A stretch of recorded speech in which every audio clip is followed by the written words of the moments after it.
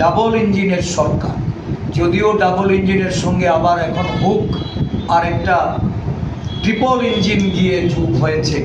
এই সমগ্র রাজ্য জুড়ে ইঞ্জিনে ইঞ্জিনে চেয়ে যাচ্ছে, কিন্তু তাদের সুফল রাজ্যবাসী পাচ্ছে না।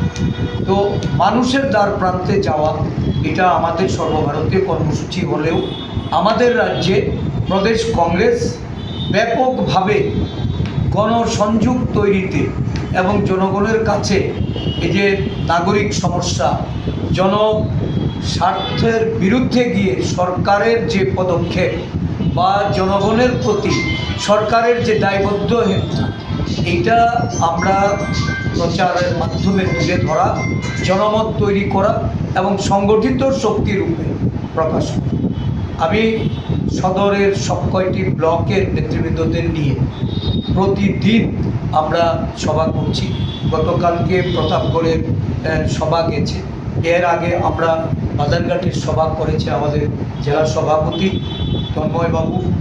আজকে বামটিয়া ব্লকের সুনীল দত্ত আমাদের ব্লক সভাপতি, ওনার পৌরোহিত্যে এখানে আমরা ব্লকের নেতৃবৃন্দদের এখানে আমরা আহ্বান করেছি।